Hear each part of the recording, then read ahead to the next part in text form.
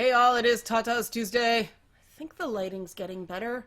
I'm like looking half dead instead of ghostly pale now. We're getting there. Although for some odd reason, the paisley on my left boob is like washed out, but the right boob is full color. I don't understand. Why is my webcam bigoted against left breast? I am doing this video precisely because it's a little bit intimidating to talk about.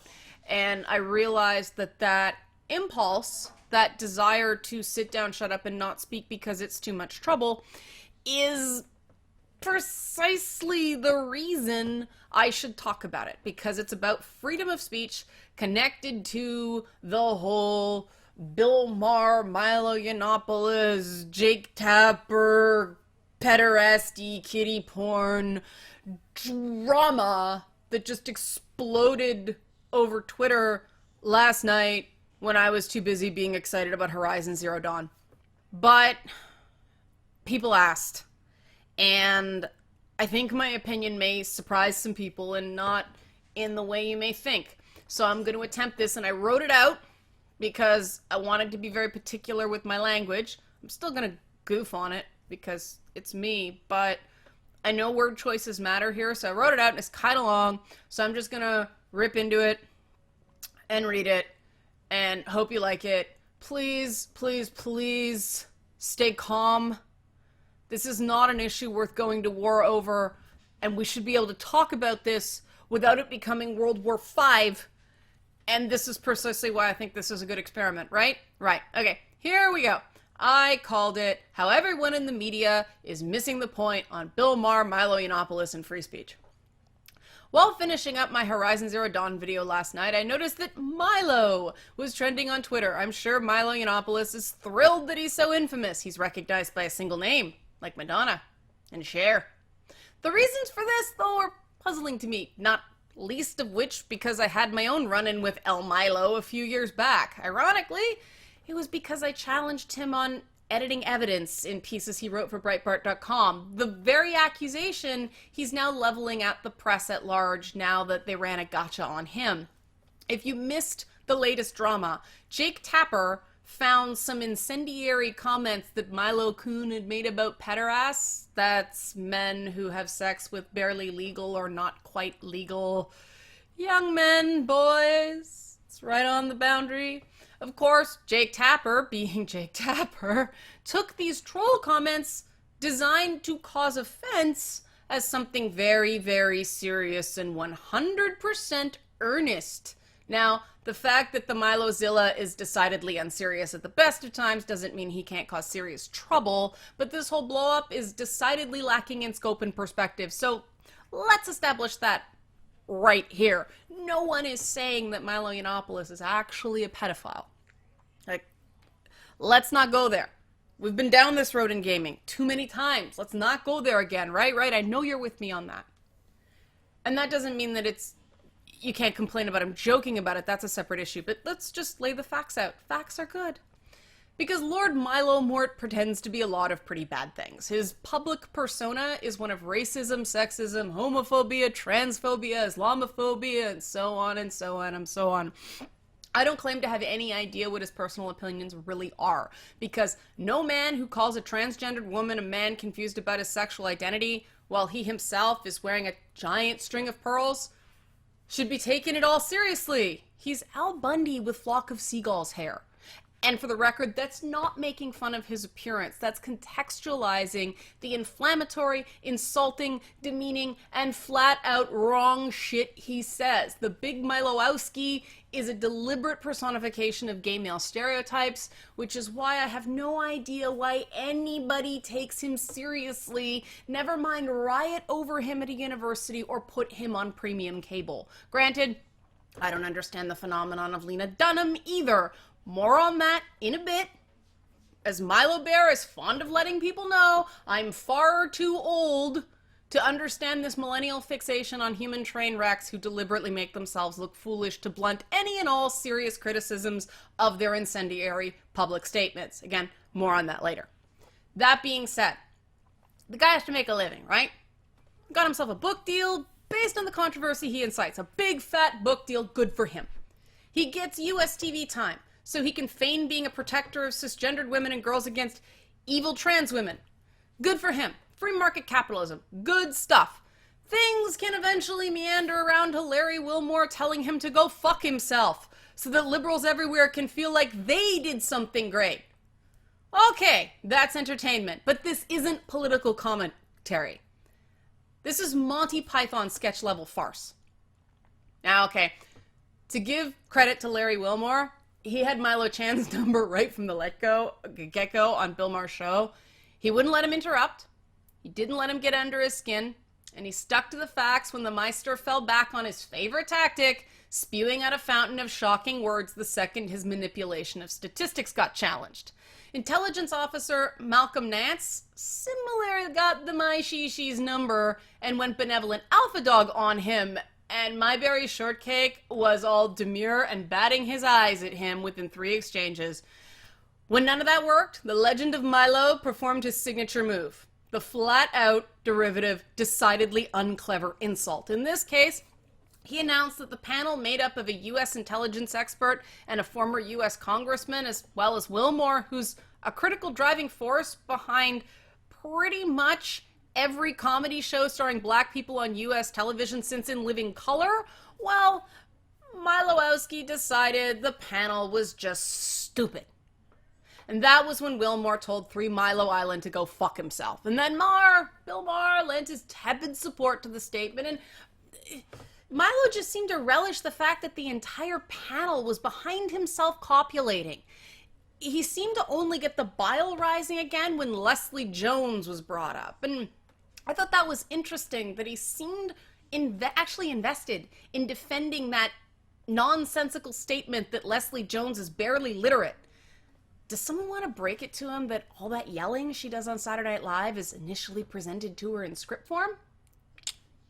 Of course, Bill Maher changed the momentum with a homoerotic comment regarding Milo Mon and Representative Jack Kingston, and the entire point of having a panel discussion with a controversial personality was lost. Strangely, only then did Bill Maher put Magic Milo somewhere in his place, suggesting that he should probably show some respect for Nance, a member of the intelligence community who, among other things, defends the American way of life that allows an obnoxious spoiled brat to tell other people how to live while wearing June Cleaver's jewelry. At that point, the audibly fake pearls, I don't know if you guys heard this on the video, they started rattling against Mo Milo's mic, which is, if you're interested, why you rarely see women wear that sort of jewelry. I've gone in on TV, I've gone into shoots, and they complain and make me take it off. And if it wasn't abundantly clear before this, there wasn't a single woman on a panel designed in part to challenge a guy, or allegedly challenge a guy who has something of a reputation for having issues with women. It's possible, done panel booking, it sucks. It's possible they just couldn't get someone in there to waste the time being the voice of all women on television again. But still, it was a big missed opportunity, especially since Bill Maher will yell his head off about voter fraud allegations, but he gets still in quiet on issues of inclusion of identifiable groups. This would be no big deal, except for the fact that claims of voter fraud are a distraction based on an election that already happened and there's nothing we can do about it now, while issues of inclusion, especially regarding transgender people, are things we're going to have to confront collectively sooner rather than later. So Bill Maher's priorities seem to be in the wrong place in terms of stuff that's actually important.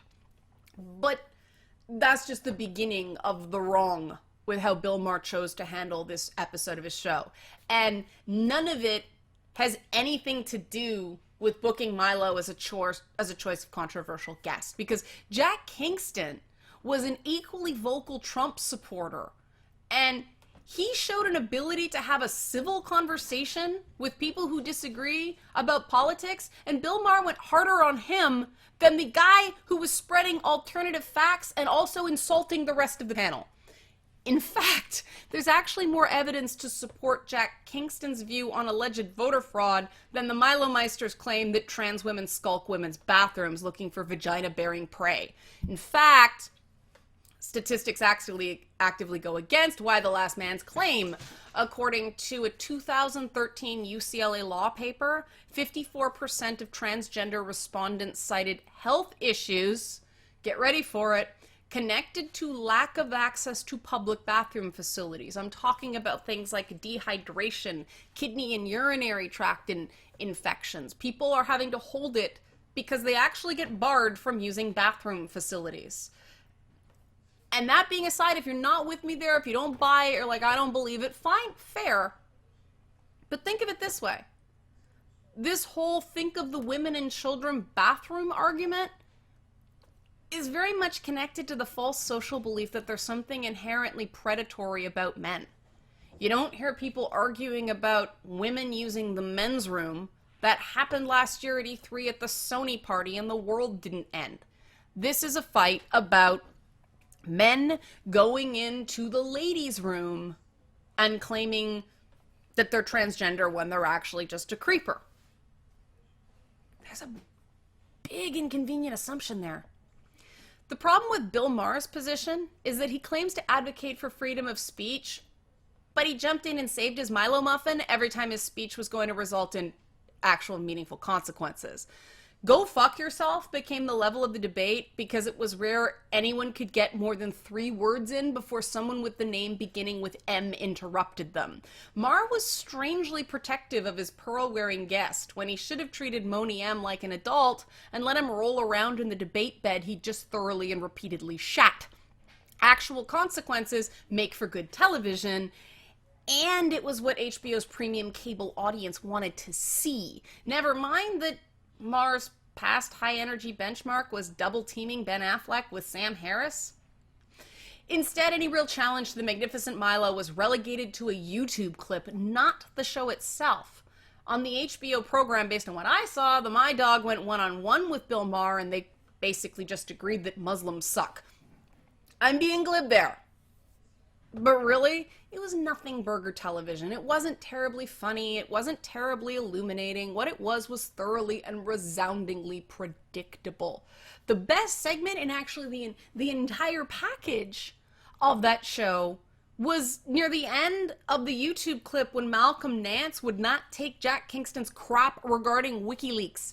It was a great moment. He had him. Because this is an intelligence guy talking about his area of expertise, applying actual facts to the whole thing. And then Bill Maher just derailed it all over again, getting all theatrically mad about Russia. Again, he didn't give a crap about the actual American citizens affected by resounding bigotry against transgendered people. But voter fraud, Russia. See, these are the issues the white, male, liberal Hollywood establishment can engage in dick-waving over. And the white, male, conservative Hollywood minority establishment can wave their dicks right back. Possibly the most authentic thing Bill Maher said in this whole exercise in ratings was when he told Milo not to pick on Amy Schumer, Sarah Silverman, or Lena Dunham because they're HBO talent. And yeah, all 3 of those women either have series or specials on HBO. So his argument wasn't that people, even feminists, are deserving of a basic standard of dignity. It was that there are plenty of other people to pick on who aren't part of the HBO insiders group. That's just bald elitism. And the specific insult that El Milo hurled at these women, well, Silverman and Schumer anyway, was that they were funny before, I believe it was, they got infected by feminism. And as a comic himself, Bill Maher should know that comedy is highly subjective. But then again, this is a guy who also thinks it's okay to call Sarah Palin a cunt because he disagrees with her politics. He should and does know better than that. But Bill Maher displays an ongoing attitude of entitlement to attack people he disagrees with instead of just their ideas. Meanwhile, Jenna Jameson, porn star Jenna Jameson, well, former porn star, has had some interesting assertions about Maher's Trump-like grabby hands behavior at the Playboy Mansion. She went off on him on Twitter. With all this going on, no one should have realistically expected Bill Maher to truly challenge Milo Yiannopoulos, but a lot of people apparently forgot that Bill Maher tends to carry on like a massive jerk because he's become a professional Trump insulter. And these moments are why obnoxious little brats like Milo Yiannopoulos are actually important for our public discourse. Because when confronted with a guy like this, it brings out the best in people like Larry Wilmore and Malcolm Nash, and it brings out some of the worst tendencies in people like Bill Maher. And seeing this take place is a valid use of television time. Because we have freedom of speech, Larry Wilmore can step into the breach and actually provide valid counter-argument when guys like Maher and Yiannopoulos are too busy backslapping each other or their self-styled intellectual use of potty words. But there's another side to Milo Yiannopoulos that gets less attention and is far less cuddly. Yes, I called Milo's public persona cuddly. And this other side is why I can't back him when it comes to free speech. What he practices online, especially in the Twitter days, it isn't free speech so much as it's tactics that suppress dissent. He's not out there just saying it like he calls it. He manipulates online masses in ways that make trying to have a discussion online so miserable that people just don't bother trying to talk. And that's almost what I did. And I'm a loudmouth. You know, I usually have no fucks to give. And I almost didn't do this because it was just too much trouble. That is suppression of dissent. And this is precisely why I'm talking about this now. I maintain, though, he was still a useful villain on Twitter because that poor handling of what I now call the Milo affair with Leslie Jones really shone a light on everything that's wrong with Twitter's so-called trust and safety. Here's the thing about Twitter. Their system isn't set up to identify harassment. What the Twitter system actually flags are violations of a person's rights of publicity. So people can say the most defamatory stuff they want as long as they're not using a licensed logo or your picture without your permission. That has nothing to do with harassment. That's like our own DNA-enabled copyright. To be clear, I think Milo Yiannopoulos has the absolute right to be as offensive as he wants. The question is, in the interests of free speech, does it just stay there? Does it stay in the realm of offense, which is justifiable? Be as offensive as you want, okay, on a public forum that is supposed to be a free speech vehicle. But is it just offensive? Or is what he's doing actually the online equivalent of yelling fire in a crowded theater? And I use that example because that's a form of free speech that is not protected because the person doing it can reasonably not assume it may cause harm because it causes panic and then there's a stampede and then somebody could get hurt. And this is the big question. Now I'm framing this as a question, not an answer, because I don't know. But it's definitely a fair question whether or not he's actually knowingly inciting things. And Bill Maher kind of brought that up, but it didn't go anywhere. He didn't make him answer the question. Like, he didn't hold him to it. So we never really got any sort of informative insight to what's going on with him. Meanwhile, back on Twitter, there was a lot of head scratching, and I'm being kind here. Because after months of the guy rallying his followers to dogpile his target of the week, and it was one person after another, there was always somebody he was feuding with. I got it like 3 times. But after all that, and Twitter did nothing, Milo was banned from Twitter for going after the star of a Hollywood blockbuster. Again, that's Leslie Jones. That's completely counterintuitive, since public people give up some of the right to privacy and even decency for fame. And so the regular men and women who don't have access to Publicis and NBC News, and I'm not counting myself in that, I'm counting about the regular kind of rank and file people he went after, they couldn't get any help when Milo Yiannopoulos was spreading pretty much defamatory alternative facts about them, or say sloppily publishing people's personal phone numbers and other personal information in chat logs and email dumps. And, then he took particularly cheap shots at a particular transgender individual who did, I think, deserve criticism as an individual, but their trans status should have been left out of it because it wasn't really relevant. And ironically, that was the case of somebody trying to defend themselves against claiming they were a pedophile, saying they were just an edgelord. For people who don't know what an edgelord is, it's kind of akin to a troll. They were just saying things to get attention online. They really didn't mean it and didn't expect anybody to take them seriously. And as people pointed out, Milo savaged this person for this. Now the shoe is on the other foot. He's mounting essentially the same defense or excuse, depending on your perspective. So, Milo Yiannopoulos has been using his Twitter as his personal shooting gallery for over 2 years. But Twitter only intervened when a major celebrity got offended. No harm was proven. No one physically got hurt. There was no deep psychological impact. Nobody lost their job. Leslie Jones just got offended, and Twitter stepped in. And that, from my point of view, reeked. But I got to admit, without Milo Yiannopoulos being Milo Yiannopoulos and engaging in undeniably grotesque behavior, we wouldn't now have such compelling evidence that something is seriously rotten in the state of Twitter.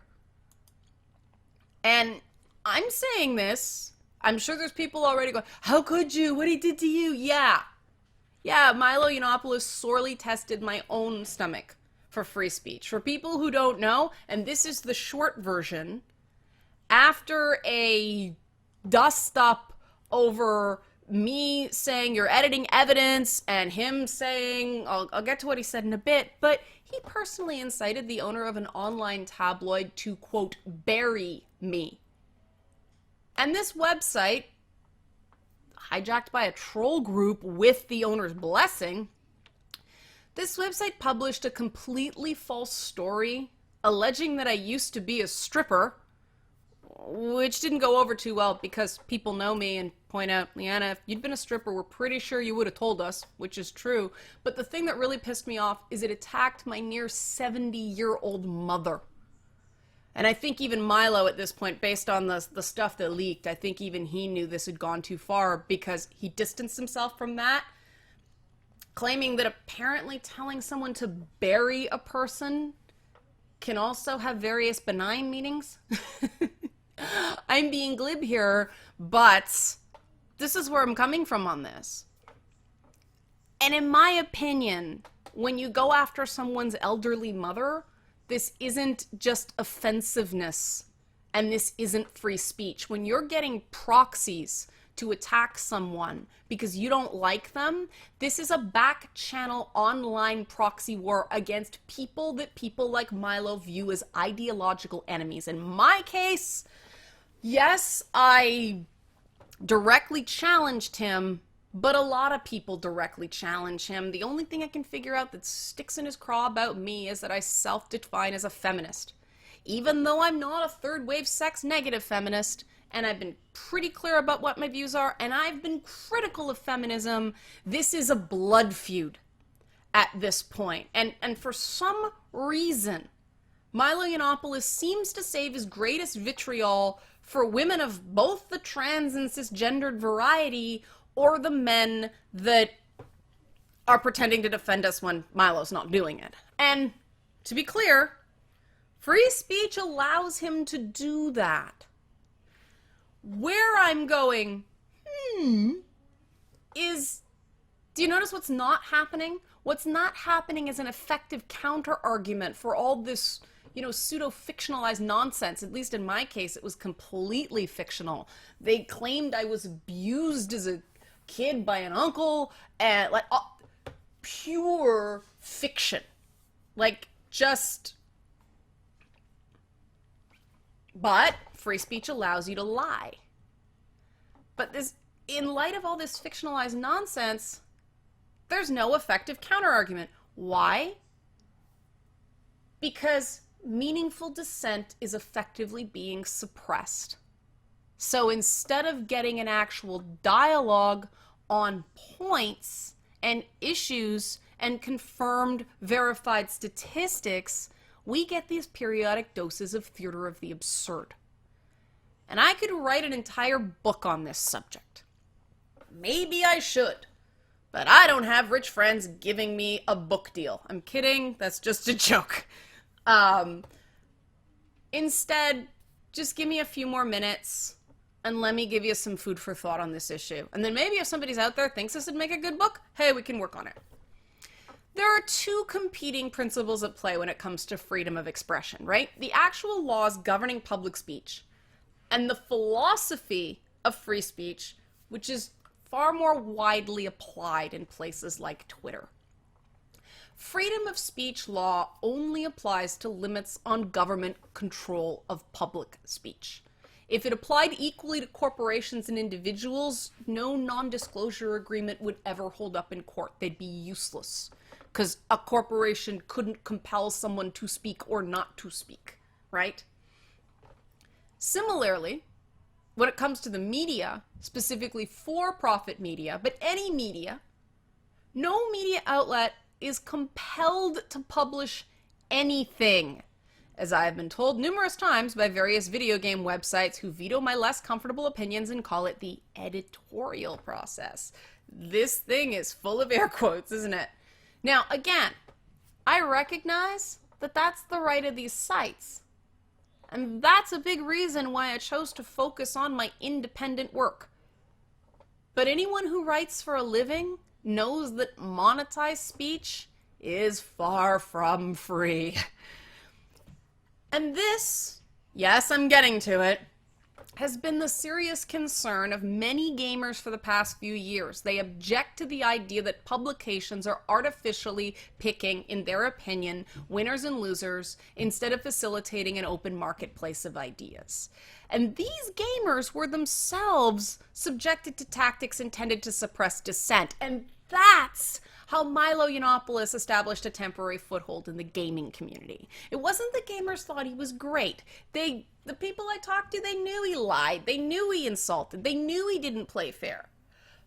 But from where they sat, everyone was lying and flinging insults and not playing fair.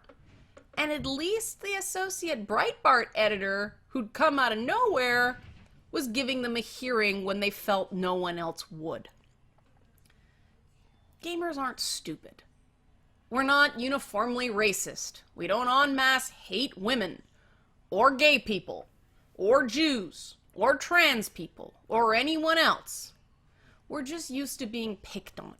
And many gamers emulate the behavior they themselves are subjected to. Basically, gamer logic is that if it's okay for the press to, say, call them misogynist neckbeards and announce that the entire gamer identity is no longer valid, then all bets are off and it's open season. There's a logic to that. And because there's a logic to that, it was the gaming press that put the final nail in the coffin of civil discourse, not the gaming consumer base. But that isn't unique to gaming. Journalism as the whole is being wrecked by the modern requirement that anchors entertain first and report second. Yiannopoulos has been allowed to slide back and forth between identifying as a journalist when it's convenient and then identifying as a comedic personality when it's convenient. And there's a problem with that. And the problem is that comedians aren't required to get the facts right. Journalists are. So, if Milo Yiannopoulos was strictly a media personality like, say, Andrew Dice Clay or Seth MacFarlane or Sarah Silverman, I would take no issue with the shenanigans. But the core of the issue between us is that he asserted that he's a journalist, a real journalist, while I get my tits out for a living. So according to him, I had no right to criticize how he was doing his job. And for the record, for people who asked, he has apologized for losing his temper, but not the sentiments he conveyed. He's never acknowledged that I am, in fact, in a very similar line of work to him. Quite frankly, I think if he could have whipped out a boob on Bill Maher's show and gotten attention for it, he would have. Now, that might have been the thing. He got Nance to tell him off, and he got Larry Wilmore to tell him off, and he wanted Jack Kingston to tell him to fuck off like everybody else did. I think if he had whipped out a boob, knowing Jack Kingston and being that very conservative, congressman from Georgia, I think that would have earned him a fuck off. Because let's face it, Milo's recent antics are the closest a guy can come to getting his tits out for a living. He's letting it all hang out in an obscene form of self-expression, right? Fine. Peachy. Here's the thing. That's not journalism, even of the gonzo kind. He isn't telling his own story objectively or not. He's using an outrageous public persona to lecture other people on their lives. Traditional gonzo journalism uses fiction to express concepts that are essentially true. Whereas Milo and his fellow stormtroopers live in a world of alternative facts. Yiannopoulos is consistently rewriting history and framing his conflicts in very deliberate ways. Instead of just presenting his journalistic grand guignol unvarnished, he embroiders the pageantry with manipulated statistics and myths stated as objective fact. Of course, free speech means he's allowed to do that. He's absolutely allowed to lie. And then we get back again to why the alternative facts haven't been more obvious. And here's the thing. Because until the riot at Berkeley and the overrated Bill Maher appearance, Milo Yiannopoulos just wasn't important enough for the mainstream media to really bother with. So he could make gamers miserable with impunity because too many people in the mainstream press still don't see gamers as actual full-fledged people. Gamers have been stigmatized so thoroughly that the mainstream media talks about us the way Maher and Milo talked about trans people. The enthusiast gaming press too often uses column space as therapy sessions. It's miserable and it's thoroughly uninformative to read. But in fairness to them, hey, I used to be one, they don't have much choice because there's an utter drought of meaningful access to the product put out by big game companies. There's no guaranteed access for games journalists because, unlike the US and Canadian governments, games companies are private companies and therefore freedom of the press isn't protected in this industry. So Big Milo, hashtag, caught fire among some gamers because he really didn't sound much different from a lot of the stuff coming out of Kotaku and Polygon. The only difference was that he seemed to be on the gamer's side. Of course, he'd previously referred to gamers as deviants who raped 12-year-olds, which is darkly funny considering the latest controversy regarding his mixed signals on pederasty and pedophilia. Try to think of it this way. Just as marginalized minorities end up in high crime neighborhoods, the video game community got redlined, which I did a video about on Martin Luther King Jr. Day if you want to go back and see it. They got redlined out of respectable discourse starting in the 1990s. Much like the New Deal housing maps, any conversation with a gamer or with a video game in it was designated a less desirable neighborhood. While political media is nearly structurally identical to gaming in that it's usually four white guys fighting over stuff the rest of the world doesn't care about, while the token person of color and or women tend to only speak when spoken to, armchair political pundits like Bill Maher are taken much more seriously than someone who does the same job regarding video games. The argument is that politics has the potential to directly affect our lives, but Congress would actually have to start doing stuff other than fighting again for that to be true. For a great many gamers, their video game time is the part of their life that meaningfully defines them as an individual. The video game community has allowed them a forum to be heard and valued for their opinions and skills. Many gamers have the distinct opinion that the rest of the world actively despises them. So there's a contingency within gaming that feels a kinship with controversial public figures. One faction relates to Lena Dunham, another is Team Milo, but really, it's the same instinct to latch onto a persona that makes them feel less left out and lacking representation. The lack of representation is particularly acute for gamers because politicians in both American political parties tried to regulate and censor gaming. It was the good old Ninth Circuit Court of Appeals who helped shoot down then-Governor Arnold Schwarzenegger's act to ban the sale of violent video games to people under the age of 18. The Supreme Court backed them up with Justice Antonin Scalia authoring the 7-2 ruling. So there was bipartisan consensus supporting the Ninth Circuit decision. And that ruling was that video games are art and therefore protected speech. But the part you hear less about is that the court also determined that there was no compelling link between violent video games and a negative psychological impact on children. But you wouldn't know that based on some of the stuff we still hear on cable news.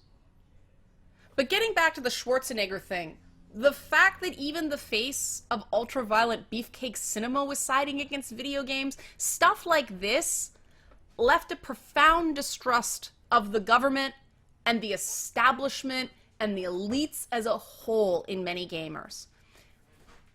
In fairness, it was a completely hypocritical position for the star of the Terminator movies to make, since children under the age of 17 are allowed to see R-rated movies like his with parental supervision. So, I'm not asking you to agree with the gamers who raise Milo Yiannopoulos up on their shoulders. I'm certainly not one of those gamers, obviously. What I'm asking you to attempt, and what people thus far have seemed unwilling to do, is try some understanding and empathy.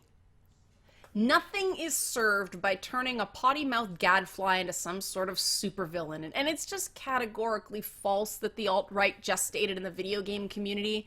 Over and over and over again, I repeat, I heard gamers say, we don't really like Milo, but he's the only one with a megaphone who will listen to us. If even one mainstream media outlet like HBO or CNN or MSNBC had bothered to objectively cover all sides and all nuances of this industry spasm known as the Gamergate controversy, it's generally assumed among the people I've spoken to that Milo Yiannopoulos would not have become as central to that situation as he was. Like Bill Maher's show, the media served to provide an outlet for various activists to tell gamers to go fuck themselves, so that people who don't even play games could feel like they did something good. The media is just now, through procedural 1 hours, waking up to the commercial exploitation in esports, the Game of Thrones style machinations of the big video game publishers, and the other symptoms that have developed due to a multi-billion-dollar-a-year industry suffering from a profound lack of transparency and oversight. The whole women in gaming thing isn't going to get solved either, while guys like Bill Maher sit there with a straight face, agreeing with a quantifiably known troll that poor widow women folk need to be protected from evil, evil penises in public washrooms. In a true equal society, we wouldn't require those sorts of, men protecting us from other men, because no one would be assuming a gender-based threat.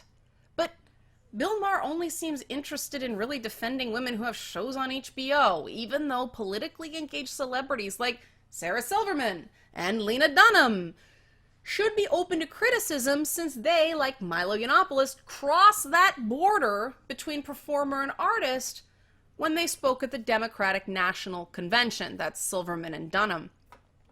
While these women's artistic and comedic output should be treated as artistic and comedic output, Sarah Silverman told her fellow Bernie Sanders supporters they were being ridiculous right at the convention.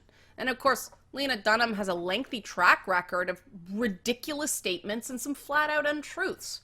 And the statements of anything that are made in the public arena aren't just jokes, and they are subject to scrutiny.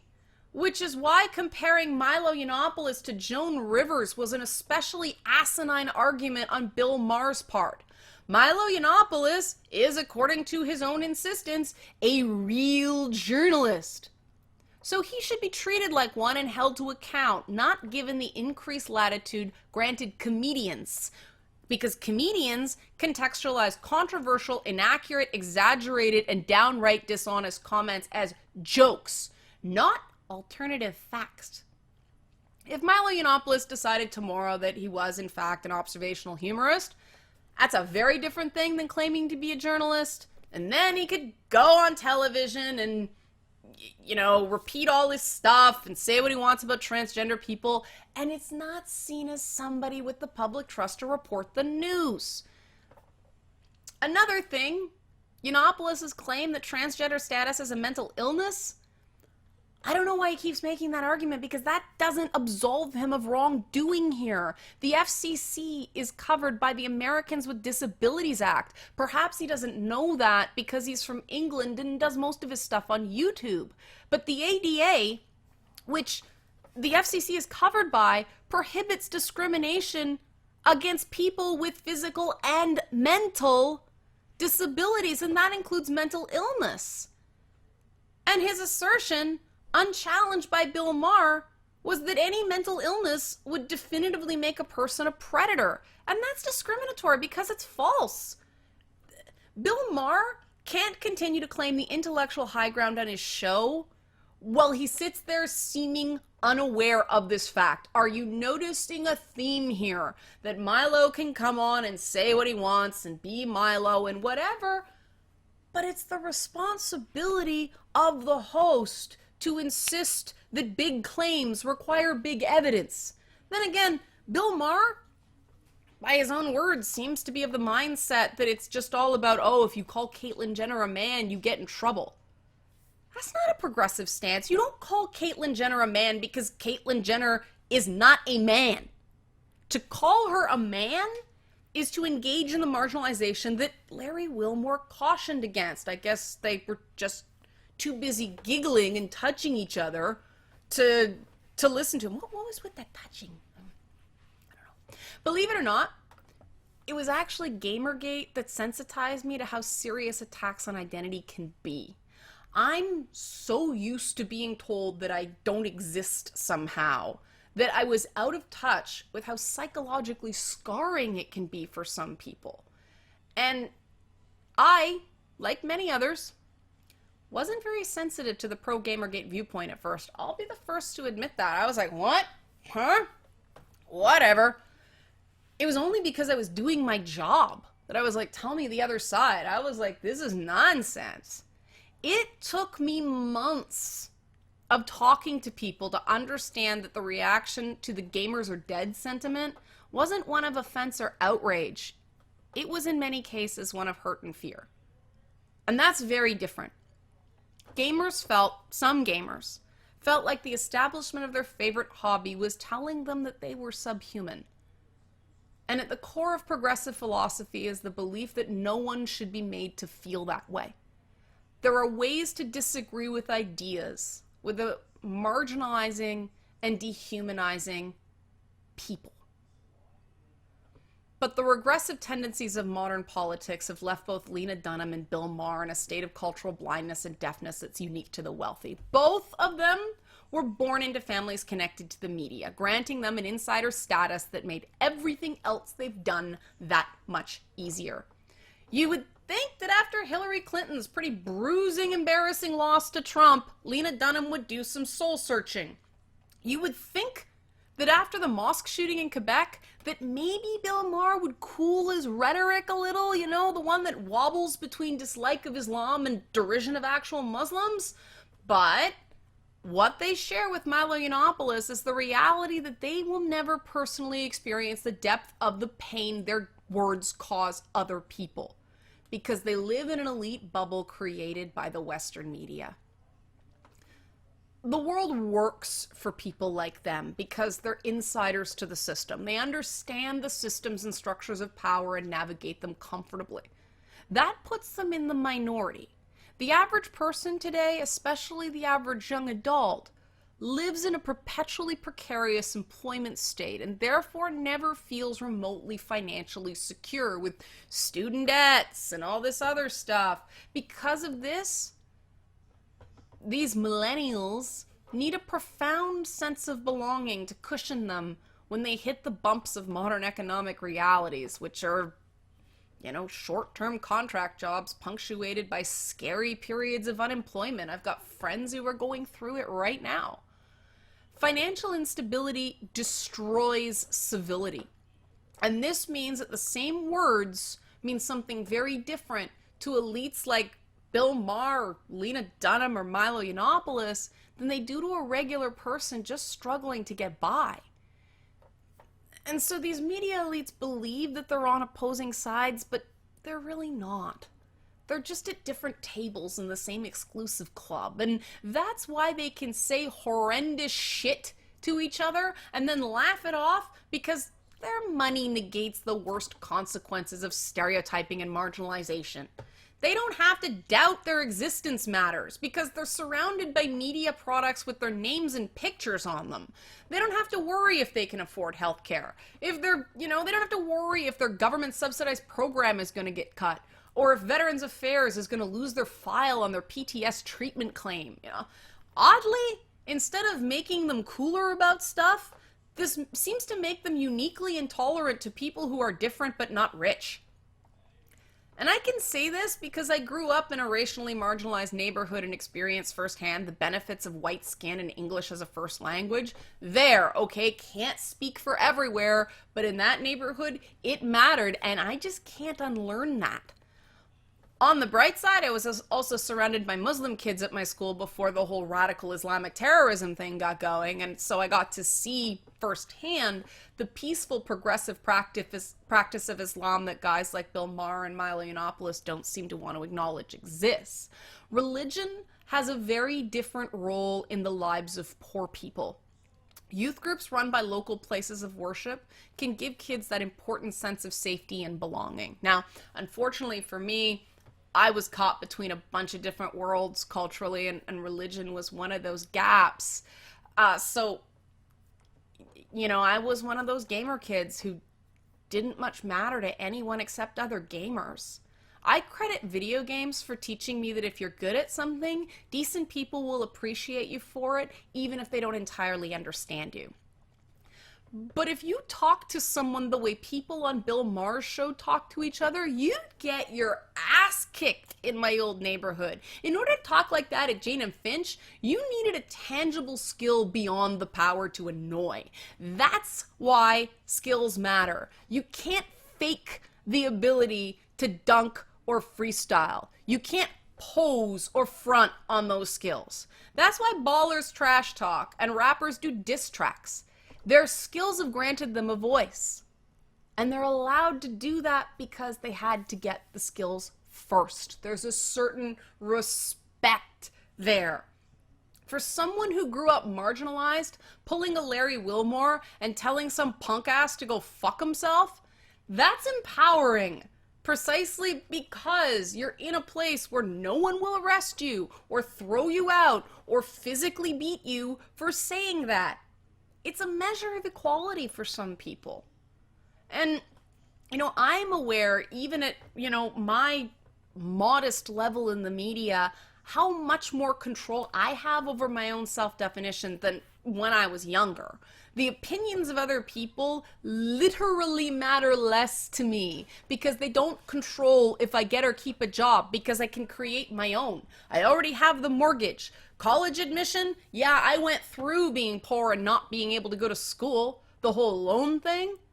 So, here I am, someone with the unique distinction of being blocked by both the Randy Harper social justice Twitter-approved block list and Milo the Great Satan Yiannopoulos. How many other people can say they're blocked by both of those extremes?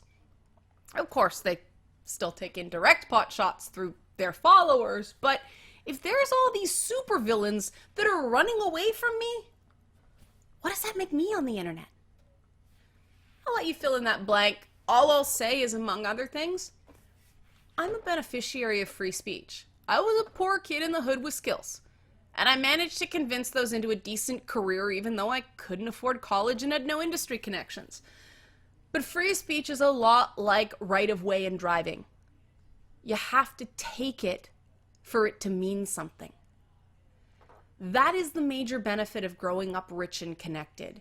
You're encouraged to express yourself at your convenience and at your pace. In other words, rich white people don't wait for permission to voice an opinion. Everyone else does. in some way, shape, or form because at some time in their past they got in serious trouble for speaking out of turn. It's not always as serious as some of the issues with the police that the Black community is trying to highlight. But look at what happened to a bunch of gamers when they tried to speak up without established media connections. They got demonized because they weren't connected. More seriously, transgendered people can get in serious physical trouble for speaking up in unsafe environments, actual unsafe environments, not the stuff they claim on college campuses. Not only are transgendered people at greater risk of suicide, but they are also at greater risk of homicide committed by acquaintance and family members. Yikes. Many of these murders start as verbal arguments and escalate. It doesn't help a trans person to get confidence expressing themselves when they're dismissed on HBO as just being crazy. People commonly confuse comorbidity between trans status, meaning, and mental illness. Comorbid means that a mental illness exists and then they're transgender. That's not the same thing as gender non-conforming people being inherently mentally ill. Now, that's not saying that gender dysphoria isn't a real and serious condition. It absolutely is. Gender dysphoria is a terrible condition to have. I know people who have it. But those aren't all the trans people. The people with dysphoria are a subsection of the transgender community. And not all gender non-conforming people are mentally ill. They don't necessarily have a diagnosis.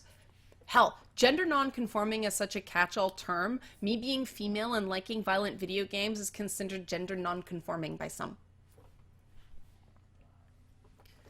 Basically what I'm saying is your early life socioeconomic status, and then things that can go into adulthood. These things mold your perspective and expectations. Personally, my thing is I still hate socializing with rich white people. Not because I hate the people. I like the people. But all of the social cues and implied meanings are totally different than how I was raised. I just don't know what these people mean half the time. Put me in front of pretty much every show Larry Wilmore has ever made, from, In Living Color to Bernie Mac to Blackish, and this white girl understands that. Because they're made in the socioeconomic language I understand. And that's why I say humor is subjective. Sadly, so is freedom in the modern media landscape, and I don't really know what to do about that. But we can start by acknowledging that a television debate that includes trans rights, women, and Islam should probably involve at least one transgendered person, a woman, or a Muslim person, or else it's not going to be a very productive discussion. And guys, it isn't that white guys don't have a right to an opinion. I'm not saying that. You know me, I'm not like that. It just shouldn't be the majority opinion in a discussion about things that don't primarily affect white men. Just the same way that people who don't really know very much about games are very much entitled to their opinion, but they shouldn't be the authority on things that require a certain amount of skill to analyze in video games. Make sense? Then there's also the thing that it's really easy and cheap to attack someone who isn't there to defend themselves, and that bugged me at all the pot shots at people who were not there on that HBO program. But all this stuff, what I just said, is part of the reason I tried to be as fair as possible to Milo Yiannopoulos here. Even though he's refused to have a conversation with me after essentially calling me, well, the list of things he eventually called me is far too long a list. But if given the chance to talk to him, I wouldn't tell him to go fuck himself. As much as, I get why Larry Wilmore did it, and he had that moment, and everybody cheered, felt like they did something. That's not how I would personally prefer to approach the situation. I'd want to ask him the question that just seems to be fascinating everyone where he's concerned, and either no one asks or no one can get him to answer. What does he get out of saying these horrible things? Why does he like attacking people? Why does he himself seem to enjoy being insulted, but then gets defensive when challenged on the merits of his arguments. He seems to react badly to a respectful challenge, but not a disrespectful insult. And I don't get it. But most importantly, how can he claim to be pro-freedom of speech when he's constantly interrupting people and trying to shut them down through cheap personal attacks, deflections, bully tactics, and back-channel intrigues? True freedom of expression, it's not just about speaking. It's about being an active listener so you can effectively share the public space with others, and that goes double for those idiots at Berkeley who got violent and destructive in response to his speech there. The ultimate intent of free speech is to lift up everyone through a common exchange of ideas that results in the best ideas winning the day. In this way, Larry Wilmore is a greater poster boy for free speech than either Milo Yiannopoulos or Bill Maher. It was inherently harder for him to be heard, and he uses his current status to pass the mic around to others. Freedom of speech at the end of the day isn't about what I'm allowed to say. It's about the breadth and depth of my willingness to give others the right to speak and be heard as well. That's why I do dialogue options. That's why I keep the comments open. That's why every Friday I respond to as many comments as I can. Free speech is nothing if it's not a give and take. So there's my thinking of it. Almost an hour long. Wow. But I hope you enjoyed it.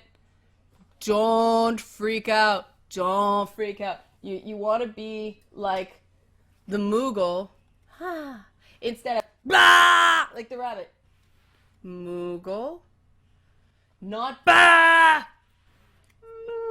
Moogle. Bah!